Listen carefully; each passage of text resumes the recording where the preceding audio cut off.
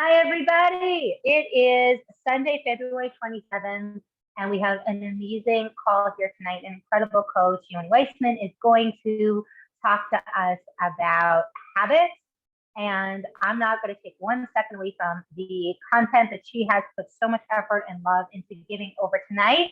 Hey, Jen. I'm so excited to see you and Ria, and I'm going to mute myself. I'm going to give a few more minutes to people to come on because it's like 8:03. Okay, great. So maybe you want to, whatever, however you want to get started then. Look at all these people with their video on. I don't know what came over. What's in the water this week? Look at all you brave ladies. Everybody have their water? I can be Nat. I can be just drinking as you said that. I can be Nat Beachbody. Everybody have their water? There you go. Way to go. Okay, guys, I'm going to get started and then I'm going to hope that you all jump in here with me. The water is warm. I'm going to say like why I chose this week, why I chose this topic, even though it's technically it was supposed to be 2 weeks ago. Many times we as coaches will talk about something. We remember what it was like to go through certain things or challenges we had faced or accomplishments we've made, and want to kind of bring you guys into how we got to that point. And I think over time, those of you who've been on regular calls have kind of seen that process. I think this week for me is different because I'm coming from a place where literally as the year changed over, injury and illness hit our house, and I was beyond incapacitated for about 3 weeks. I couldn't move out of bed. And then, we had one corona with one kid or one corona with one thing after the other. And the habits that I've spent, I would say the last 2 years building broke. Now, did all of them break? No, all of them did not break. But, when people say it's so hard to break bad habits, it's really, really hard to break good habits. It took me being incapacitated in bed to break a habit that I did not break for 365 days in a row. I got up one day and decided I will walk every single morning. And it took me literally being incapacitated to break a good habit that I established. So when I hear so many people saying like, I have so many bad habits, they're so difficult to, it's just as hard to break a good one. So I wanted to talk today about habits. There's a book called Atomic Habits. Many of you, I do know, have read or have ordered, or some people are getting it in the next few days. If we call like Tubi and Alana our Bible, like this was my Perush on this. Or I said to someone else today, if you know what Mesilat Yesharim is, of my how-to. But it's not even about how, it's the who. And I think one of the funny things is that, we know what an atom is, right? It's like the smallest little thing. If you actually read the definition of something atomic, so I'll read it straight out to you. An extremely small amount of a thing, a single irreducible unit of a something. What is a habit? A routine or practice performed regularly in automatic response to a specific situation. We as coaches, and we've heard it in the group when people have said, but you're coaches, or we did not start here. I will say it a little more diplomatically than I said it to one of my challengers this week. I did not start like this, creating habits, creating different behaviors. I was an overweight, out of shape, unhappy human being who did not have an iota of behavior that was appropriate with food or my body. That would be the best way to describe it without saying I was a fat, unhappy lady, even though I just said that. I think that when we look at things that we want to change in our lives, I want to make more money, I want to lose weight. And I'm saying it like this because I will get back to that later on. I want to build something. I want to write something. We all have the typical view on successful people set goals. And unsuccessful people don't set goals. Well, here's a newsflash. Successful and unsuccessful people both set the same goals. The difference is what happens after those goals are set. What is it that's different? Why are small habit building behaviors something that can get someone to the point of successful? A lot of us have started this and we get this book and it opens up and it says, what's your goal weight? I'm going to ask you to switch your view on that one. I'm going to change one word. What is your first benchmark? What is your first milestone? The word goal is very final. And a lot of people, let's say even, people say, I want to set a first goal. That's great. You're using the word first. So in that reference, it's a benchmark. But my goal weight is X. What happens when you hit that mark? There's this funny momentary elation. Let's celebrate. And then what? And then what? It's a momentary thing. There is something when we want to change that if we slightly shift the way that we look at it to what should the goal be? I want to be someone who eats healthy. I want to be someone who has a healthy lifestyle. How will I get there? Those are the steps I'm going to build. That's the system, to use his words, that I'm going to build to reach that goal. But a specific number of money or a specific number on a scale doesn't tell me what I'm going to do when I get there. So then it's not really the goal. It's just a stop along my journey. And one of the most interesting things he says, where someone is looking at a long road ahead of them, which many of us had when we started this, was try making a 1% change, which sounds like nothing. Make a 1% change. And if you actually look at what that means, if you make a 1% change for the bad, over the course of the year, you will, again, 1%, you will basically get from wherever you are down to no change whatsoever. If you make a 1% change for the next 365 days, you will actually get nearly 37 times better at whatever you're doing if you're only changing by 1%. There's a big difference there. No movement and 37%. That's by changing 1%. If I can change one behavior, a tiny bit. I mean, as I say, and I'm loving to see it, each of you picking up a bottle of water. Many of us have started this. Many of us have looked at this habit and said, there's no way. I've said it 100 times. I cried. I couldn't get above 2 liters of water. When I say that to myself now, I can't believe that that was such a faraway goal, but it wasn't. And it's something where, why is this literally this call happening? Because I wasn't drinking my water. I was in bed. I was back at the same place. I could barely get two liters of water in a day. And now I'm up and around. And I said, all right, doesn't matter if I'm a coach. I got to go back to those habit building things that worked the first time. But I got to change something because I need to create something that's going to set me up for success. So now I'm filling 6 bottles, putting them next to me.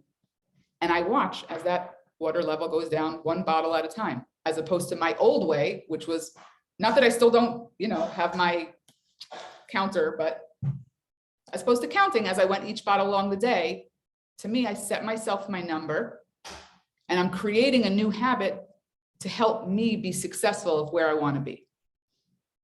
I want to be someone who is hydrated. Who? Not that. I don't want to be skinny. I want to be someone who is healthy. I think when we decide the identity at the goal, then we're working in the right direction. And one of the things I can't stress this enough that you must all find this book, whether it's the audio version or whatever it might be, but I will say that having something to write on, this book has changed my life, whether it comes to clutter in my house, organizing different things, to be for sure, and the way that I interact with challenges or changes that I know I need to make. This is not all just about to be. And I think that ways that a lot of us look at something is, there is a change I want to make. So I'll use the example. I want to be skinny. That's how people say it. So I'm going to start eating better. And they kind of work, I want to say, outward in till suddenly I am this. The problem is that if you get discouraged right at the beginning, you're not getting anywhere. If your way of looking at it is identity based and saying, I would like to be a healthy person. What would a healthy person do? A healthy person would do . You start building a system of how those details are going to work. But if you just pick at one or two things, what I hear is, I've been doing it for 3 or 4 days and the scale doesn't move. That's not a habit. That's 3 or 4 days. And I'm not taking away from the fact that you started a bunch of habits one after the other. But for habits to be successful, we've heard it, consistency is key. And Ayelet's favorite word, it compounds. You knew that word was coming. If you are able to find that you are someone who needs to start with a single habit, start with a single habit. Not everyone can grab all 4 bunnies at once. Decide that I am going to make sure for the next month, I am hitting my water limit every day, or my water minimum, I should say, every day. It may mean you start with 1 liter, then it's a liter in a cup, then it's a liter in 2 cups. Make that your, as we've said, non-negotiable. Get solid in that habit. Put it next to something you're already doing. This, by the way, is called habit stacking. A very successful way of creating a habit is to find something you already do regularly, whether it's you get up in the morning and daven, meditate, go running. It doesn't matter what that thing is. What is something that you do every morning? With that, 16 ounces of water. Did my thing that I do every morning? Check. Have my 16 hours of water? Check. What is another thing you do midday? And I was going to say, you could actually stack your stacks. But the point is that when you find something that's already a standard in the way that you behave, put with it a habit that you want to start building.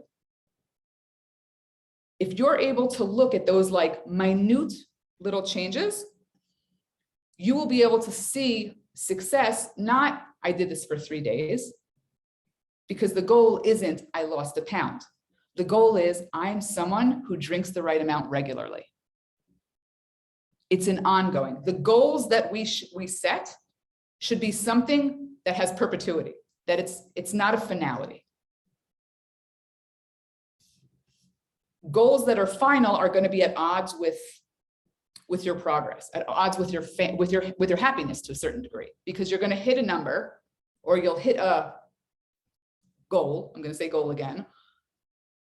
And once you finish celebrating, I always joke around that it's like your birthday. You're counting the days till your birthday. And then the day after, it's kind of like, oh, okay, that was great. Now what? So instead, it's kind of, why don't we look at it where we're building the who? I'm going to be someone who's healthy. I'm going to be someone who prepares. I'm going to be someone whose house doesn't have clutter. I'm going to give you a lot of examples of things I say about myself. And I'm definitely a work in progress on many of those, on all of those. But trying to tackle the whole thing is very daunting. So if you're able to first figure out that habits are about identity, you're getting somewhere. You're not a runner because you decided to go out one day and walk down the block, but someone who gets out every day and is consistently getting out every day, you then call that person a runner. Yes? Go ahead. Just on like the running things, I think only just because I feel like I relate to that and then how it applies to other things. So just like a small thing. For me, the biggest difference when it's about the identity, when you are a runner, it also means that if you didn't run one day, you're still a runner. You're not only a runner because you ran. So I think it's the same thing as what you're saying. When you are a healthy person, if you had a meal that wasn't, let's say, what you would consider to be the healthiest, don't go back to the other identity. That whole thing that you were saying with it's the who, it's your identity. Yeah. Remove that fear that I think we've all had up until at least I know this was for me, was, well, when I finish this, the next time I lose weight, or the next diet I'm going to be on, or things like that. And that shift, and when you embrace it as an identity, that's what makes it ongoing. That's what makes it almost, that's the whole idea when we discuss the liberty, the liberation, the freedom, the food freedom, is because then there's no off, then there's no I stop. Then there's, this is my identity. So you don't, like if you have a kid, right, or if anybody's ever like, if you're Shomer Shabbos, but like all of a sudden you knock the switch on the wall, you're not no longer somebody who's Shomer Shabbos, right? Oops, okay, you're still, you still embody that, that identity. I think that part's, huge. Yeah, it's some, and one of the other interesting things that I was discussing with someone was, he talks about habits as a vote. And I love this idea, because if you think of it that way, each habit, and I don't mean a habit in one, I mean each action of a habit, every time I decide to drink my amounts of water, it's one vote towards becoming someone who always hydrates themselves in a healthy way. And each time you're doing that action is one more vote. But like any election, you don't need to win unanimously to be named the winner. You just need to be doing that majority of the time. So when people say, oh, man, I lost it this week. You didn't lose it this week. You had some days that didn't vote towards your identity, but you're still that person. So if you think of it each time as a vote towards who you are creating, just make sure it's a majority of the time, and you will see that progress. Instead of thinking, when people, we've all said it, and forgive me, I was going to say Sorrel. Forgive me, because I don't never like calling people out, but it's the one time I'm going to do it. When someone says, I'm not a blank, and Sorrel laughs at this point, whether it's someone who cooks. Sorrel, you're never going to live this down. No, because it's the truest thing. It is unbelievable to look back and say, I was defining myself in such a way, I cannot believe who I have become. Who? Because it's identity. And one of the things I think that I want to say the double-edged sword of habit building is, I'm not someone who drinks water. I'm not someone who exercises. You've all heard it and probably said many of these things. I'm not someone who, I don't sit down for meals. I don't eat 3 times a day. Or I can start doing that. The more you give yourself a vote for I'm not, you're defining exactly what you don't want to become. You keep saying, I want to lose weight. I want to be healthier. But I'm not someone who does until that day that you do. So, like you've all heard it, put one foot in front of the other. It all starts with the first step. Hundreds of different idioms that I could say here that are totally cheesy. But I think where, if you have, and I'm trying to find the wording that I want to say, but if you have the pride and put it to the side to say, I am going to start on this one thing that I'm not and become an I am, maybe tomorrow I am again. Yeah, go ahead, Lil. I love everything that you're saying, and I think so powerful. And I hope everybody starts using the chat. People are sharing their experience. But something that I know for myself as somebody who's been overweight for a very long time was I couldn't picture what I am would really look like. And so sometimes we make this mistake then of looking in the group and comparing ourselves to other people. And we'll say, okay, well, that must be what it looks like to drink a lot of water. I just have to do it like Yoni, or I have to do it like Gayalet, or I have to do it like Lily. And I think the brilliant thing about this book and about what you're saying here tonight for everybody to take away is trust the habit to get you to what I am is going to look like before you know. I didn't know, and that's I think the most scary and also most liberating thing is to not have to know exactly what it's going to look like before you commit to the habit. So yeah, I was going to say, I'll add to that. The other view on it was every time you write a page, you're a writer. There are people who take the opposite approach, that every time they run, they are a runner. I am a runner. I may not be there yet, but I am a runner. And so I'm going to run again tomorrow. And then I'm going to run again tomorrow. Or I'm going to plate it today because I am someone who cares about their health. And I'm going to plate it again tomorrow. And it's annoying and it's difficult and it's whatever other things, but I'm going to do it again because I am someone who cares about their health.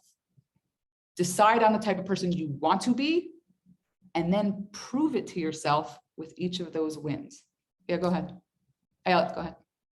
Okay, I just want to refer to like the chat because after what Lily just said, Jude had written in, she completely agrees with Lily that she's actually found it really hard not to compare herself to others on the group. And I think an important message there with what you were saying back in the beginning about like us coaches or where we all started. And I think, and you've heard us all say it 1,000 times, there's nothing unique or special about any of us. But I think what's more important in that, in tweaking that, is to think that, I know we all know nothing happens overnight, right? No, nothing happens overnight, and habits need to get built. But I think the more important thing is that you will realize that anything in life or anything that you do, everything needs to take practice. And we keep on getting into our own heads like, oh, not just fine, they've been doing it longer, but somehow in our heads we feel like, oh, but it comes easy to them. Well, because they practice. Right. I think that's the point in terms of the comparing thing. I don't know if anybody realizes that subconsciously we're saying, well, maybe they can do that because it's easier for them to wake up, or it's easier, they have more space, or they have cleaning help, or they have a babysitter, or they have more money for bought food. I don't know. We can find so many things in life where we then kind of excuse how much practice was put into it.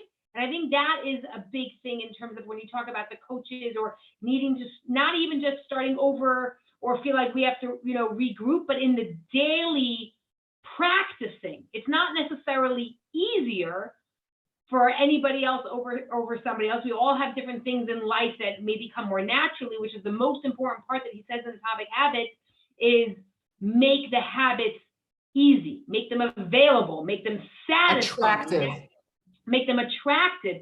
Find the things that then can, work for you. So that was just one thing. And also another thing that you said when you talked back, when you were saying I am, right? Like we all sometimes have in our head, I am skinny. Somebody's going to have to, I don't know if anybody else remembers or anybody else heard this. I don't remember where I heard it, but I once heard the most amazing thing. When people were like, well, I'm fat, or now I'm skinny, and you're like, or then what? And I always say, we all know plenty of miserable skinny people. So that can't be the goal, right? That really can't be it. But somebody once said to me, You can't say I am fat or I am it. They're like, do you have fingernails?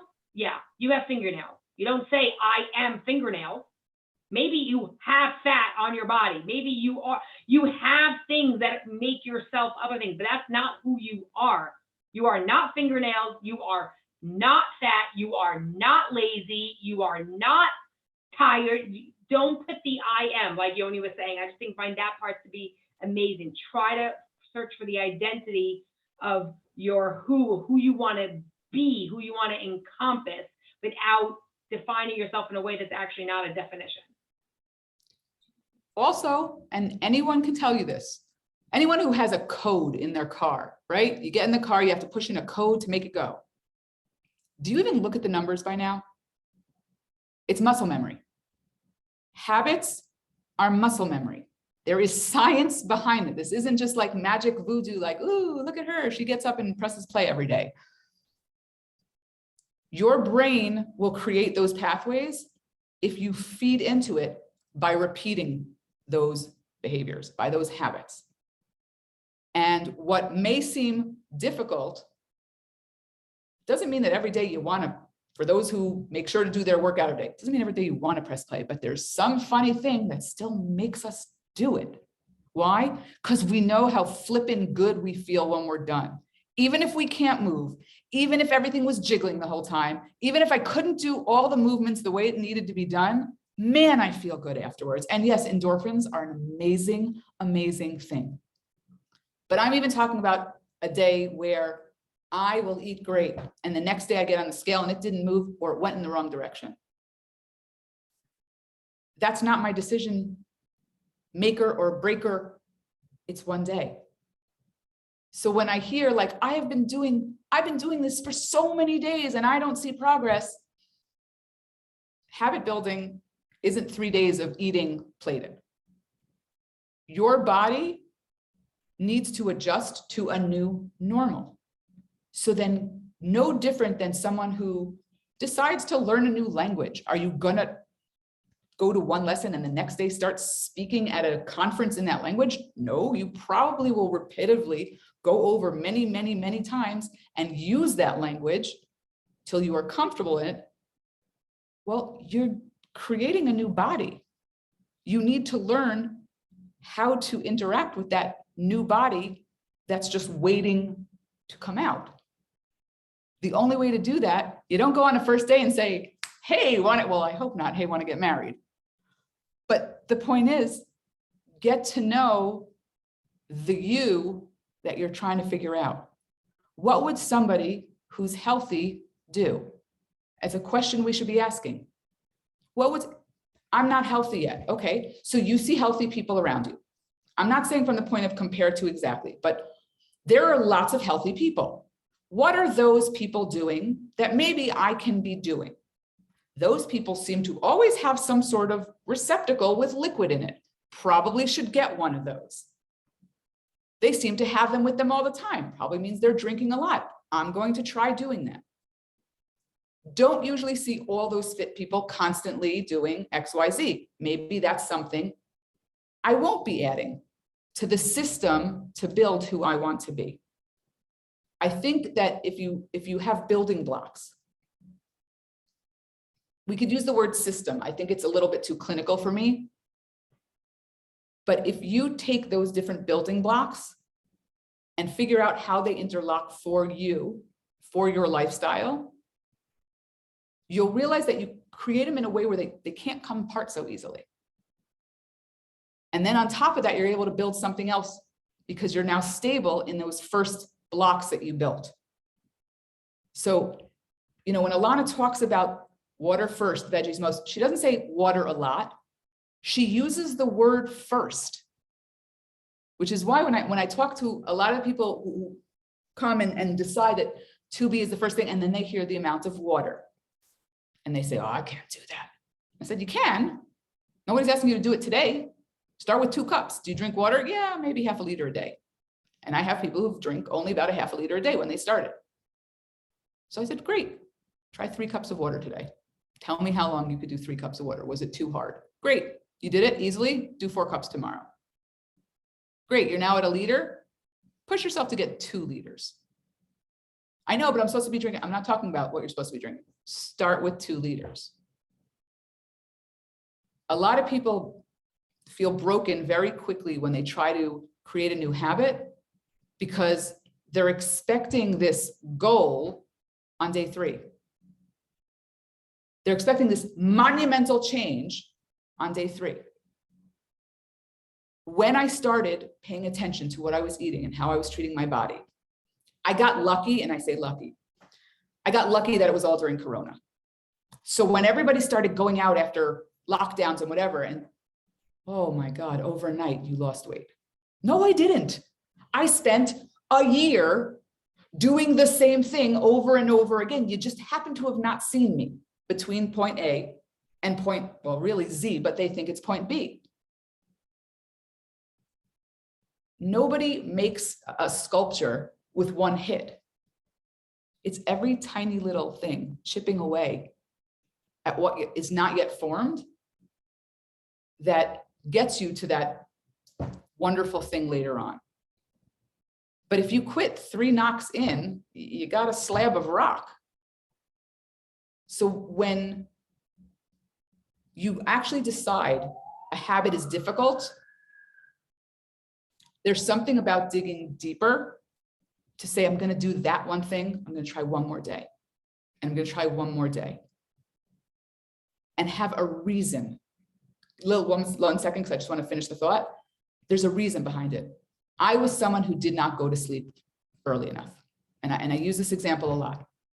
I was someone who I was a night owl. When people say they define themselves, it's the joke in my house between me and my husband, because he says it in the tone of, when I say, I'm not someone who can go to sleep early. I'm a night owl. I need to be up, blah, blah, blah, the way that I would say it.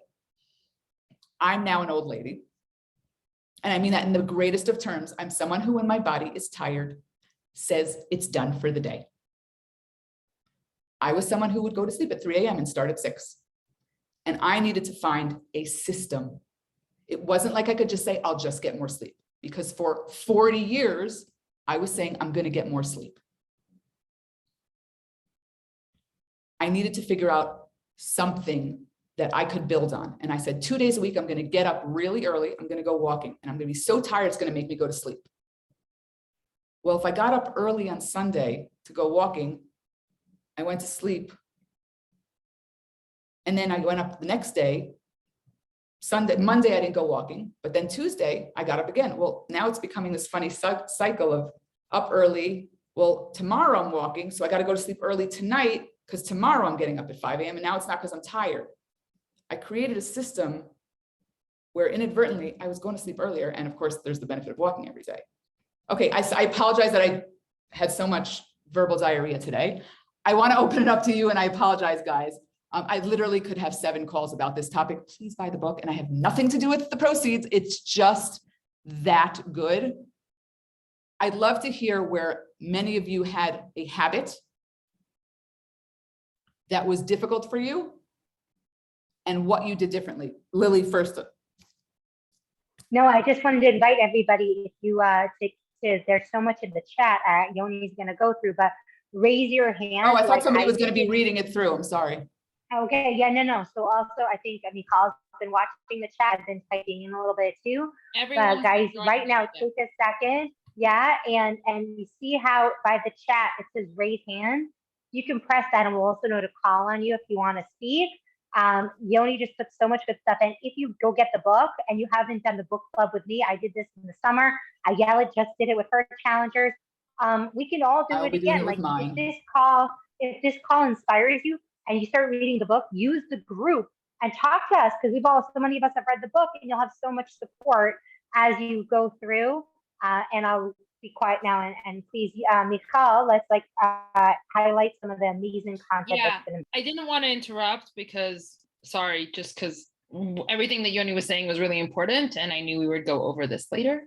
I think, Jude, it was, for me, one of the things I woke up is, if I woke up tomorrow, my goal weight, what would I eat differently? And of course the answer is yes, but it never happens. And it feels so far away and impossible to achieve that I just haven't taken the leap of faith to start making these new habits non-negotiable.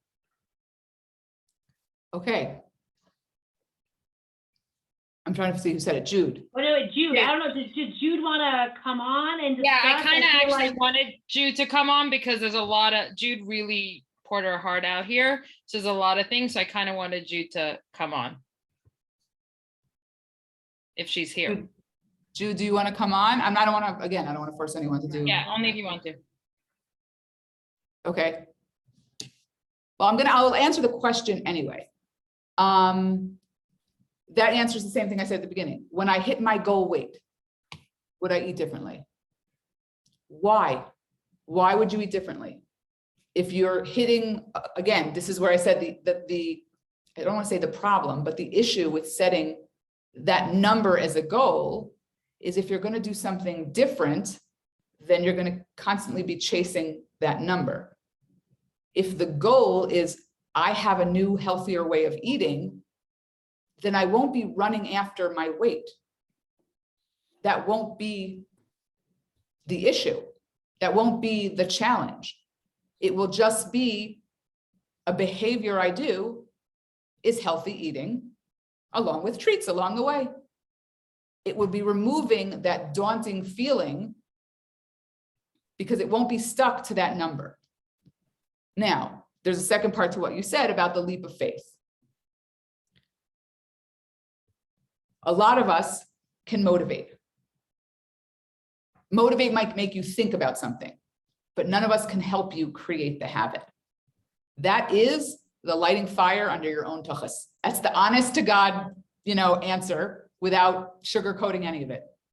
There's a decision to do it, which is great when people say, oh, I decided I'm ready to start. And then what? If the and then what isn't, and then I started, you didn't decide.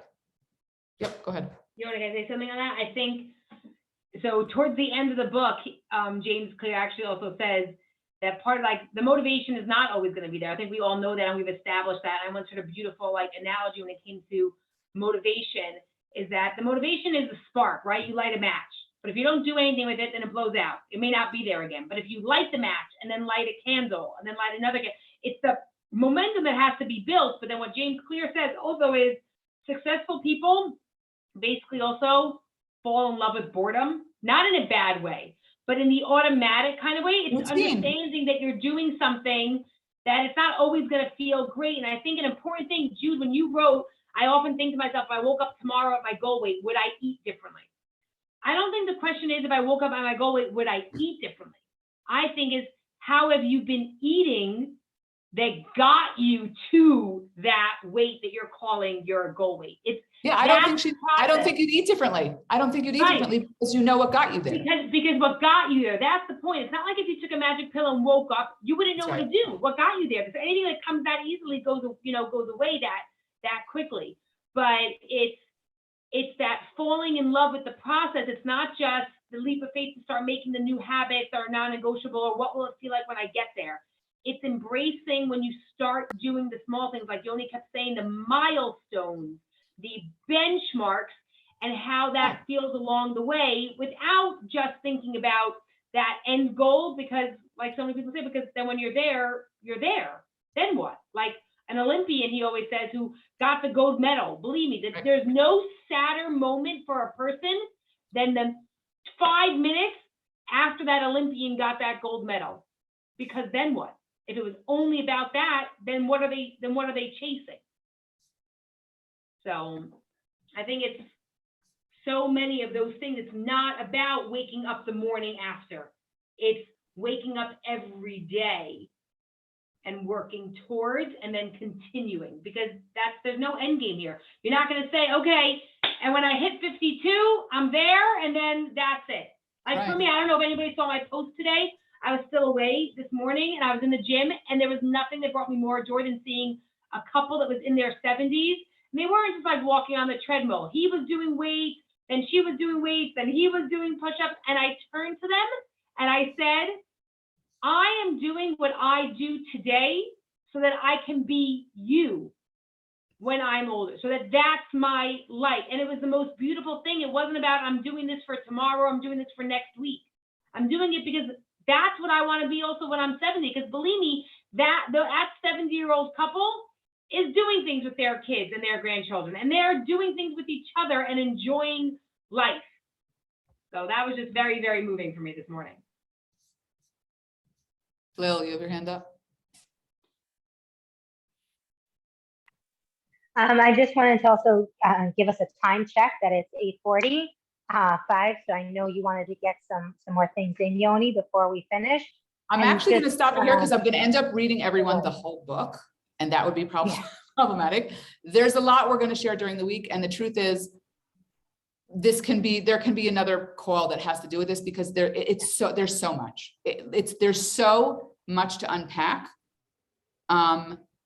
And there's so much wisdom that I take zero credit for it. I just read it and realized that there's so much to share. But habits don't make life dull. Habits let you enjoy life.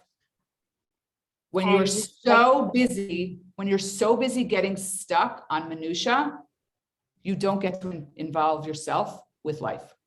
When things become habitual, when they come second nature, muscle memory, whatever term you want to use, you get to enjoy the stuff that we're doing it for. I want to be healthy and fit and be able to run after my little boy. I don't want to spend my day doing all these little things and fighting with these behaviors. Well, then I still didn't get what was the point. There's nothing wrong with something being kavua, with something being routine. Be okay with certain things being repetitive, because then you might find comfort in how natural they feel. Yeah, sorry, Lily, what were you saying? No, so I just wanted to say on that point is, sometimes, I don't know about you guys, but I hear when people start trying to develop habits, they're like, but it makes me obsessed to track. It makes me obsessed to be worried about my water all the time. And you have to really listen to that inner voice that's saying, I'm obsessed about my water all the time, and say, I'm prepared. I didn't obsess about drinking your 6 bottles. You laid them out and then you moved on with your life. So being obsessed with something is choosing to re-choose over and over and over again. Make the choice to drink your water or to track, and then focus on the other things. It's like you started the call with money. You can make all the money that you want in the world. You won't feel any different if you don't actually spend it on the things you value. So once you get rid of some of this weight, as you let go of this extra weight, if you don't take that energy and put it into your life and put it into your kids and put it into going on vacation and put it into going to the gym or put it into doing a beach body program, and you hoard it and just put it into obsessing about your food, you miss the point. And so listen to what Yoni's saying in the wisdom here, because as somebody who's been in maintenance for 4+ years now, the biggest gift of maintenance is mental and emotional and physical space that used to be taken up with dieting and worrying about my body, and it is now in growing as a parent, growing as a spouse, growing as a coach, growing as a business person. And that only came from releasing the obsession, but still keeping the behaviors. The last thing I was gonna say is there is so much here. I'm saying this to the other coaches as well. I don't actually mind breaking this into 4 other calls, because this was literally talking about, if I say to you all, this was chapter 1 and 2, like that's all we touched upon, and it's a whole book. Introduction. Yeah, like we barely scratched, but the how would be the next step of certain things. But I think breaking down the fear of creating habits, which is the very first part for a lot of people, is who is that going to make me? Instead of who's that going to make me? It's just tone. Sometimes the fear is paralyzing, and by doing something once, you just push through the fact that you've never done it before. So go do something different tomorrow. Let us know what it is. And thanks, everybody. Have a good night. Good night, everyone. Good night, everybody. Amazing call. Oh, wait, I love what Sorrel said, that she wants, even though she finished reading it, she wants to go back and do Chazara. I feel that way too. It's why, another, like when Sorrel mentioned limiting beliefs, she had said, like, she's only an audio person, right? I have to say, she ordered it in hard copy, because like